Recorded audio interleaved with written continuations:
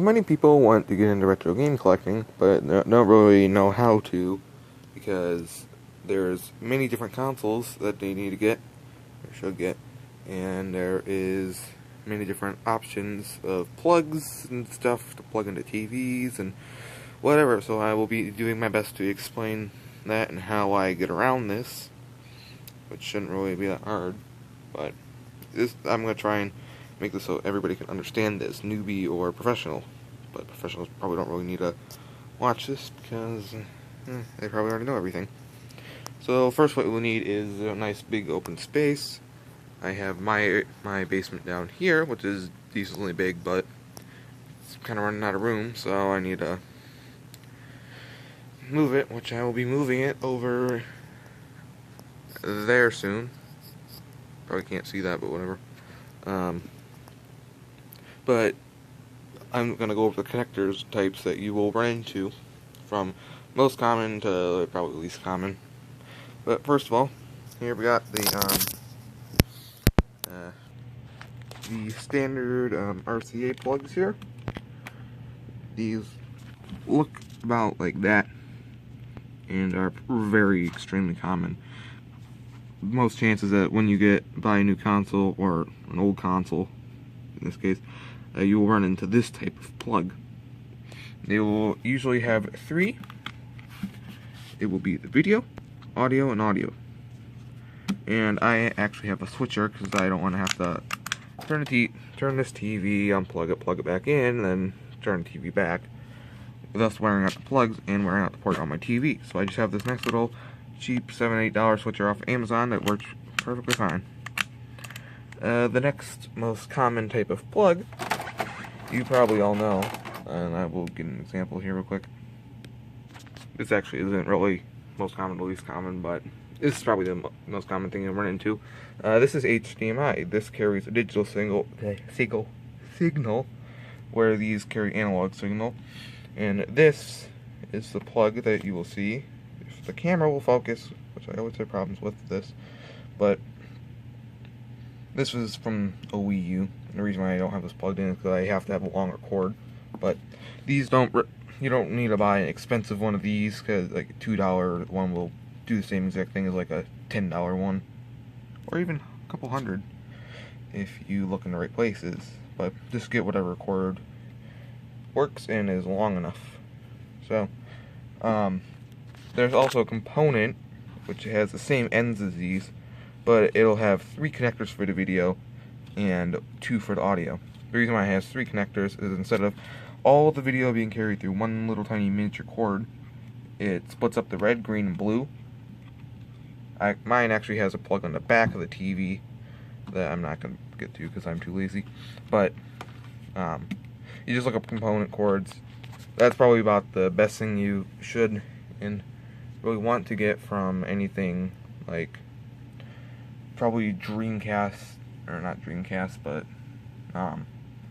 like the Wii and the original Xbox and original PlayStation and back, that you can get them. Not all consoles have it. And then one of the most problematic ones is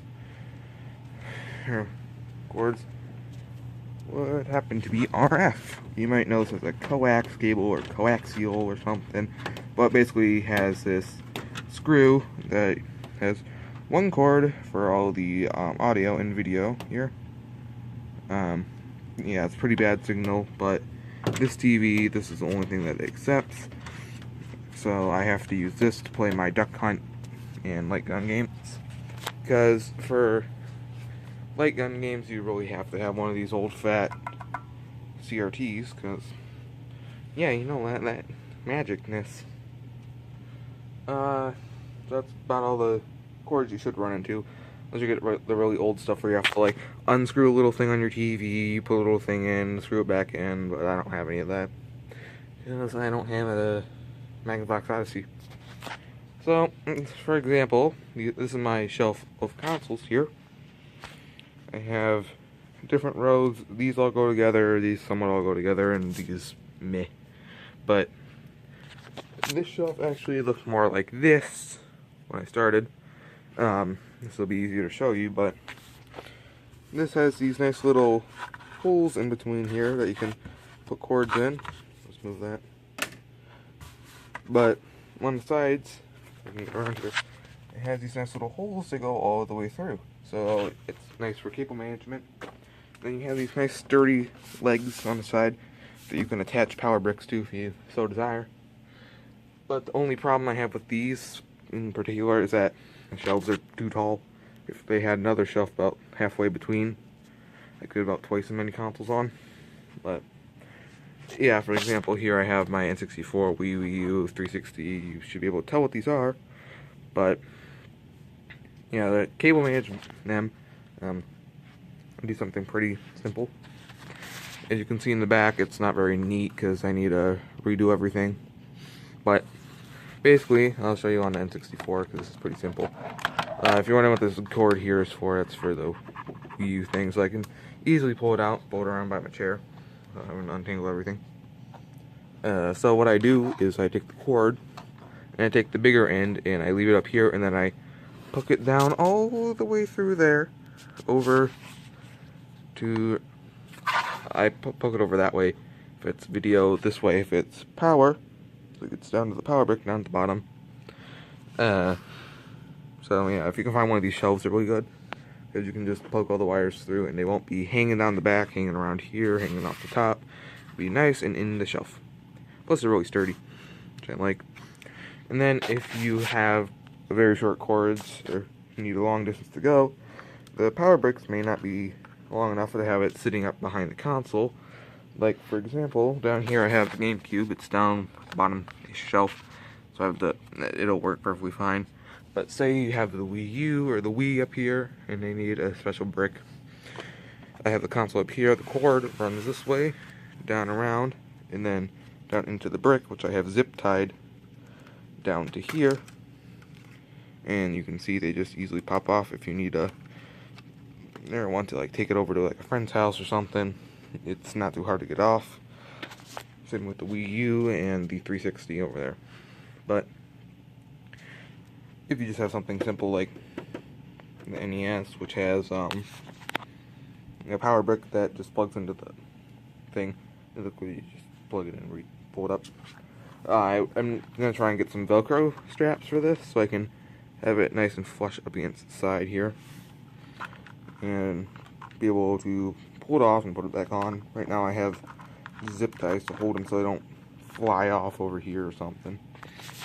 But yeah, you can make this a lot neater than it already is, but I'm too lazy to. It works fine.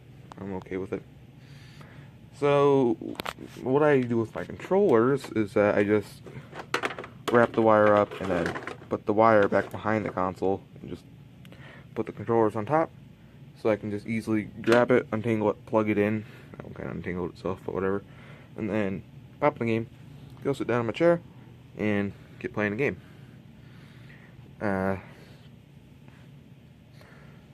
well, if you have like the 360, you just take the controller, take it. You might have one of those things where you stick the controller in and it like charges it or whatever. If you have a chargeable, kind of like what the Wii U controller does. So I just take it and go sit down. Or if I have a Wii controller, I usually have them sitting back here. I just grab it and go sit down. But yeah, it's pretty simple-ish. Really, if you're poor like me, or parents won't buy you anything, or you just don't have money, just use whatever you have open. What I actually started out was this corny little shoe shelf that flexed whenever you put really anything on it, moves around, doesn't have very good cable management, but did the job for a little bit. If you look to my first video, this is in it, holding my consoles. But back then I didn't really have too many consoles, so it wasn't really much of a problem. So okay. And then, yeah, if you're wondering what console to get first, I would say probably like an Xbox 360. That's pretty easy to hook up. Super Nintendo has really good games. NES are decently cheap. GameCube are extremely cheap. Maybe an Xbox or a PlayStation. Yeah, really any of these, but they're pretty cheap, except like the Wii U, that's new, so that's like $300. That's this thing you can get pretty cheap. That's extremely cheap. Whatever console you really want, just don't go out looking for like, I don't know, like a Neo Geo or something, because those are really expensive. So yeah, and for games, really what you want is a bookshelf. I'll just turn around here. Sorry, I just had to adjust my lighting here.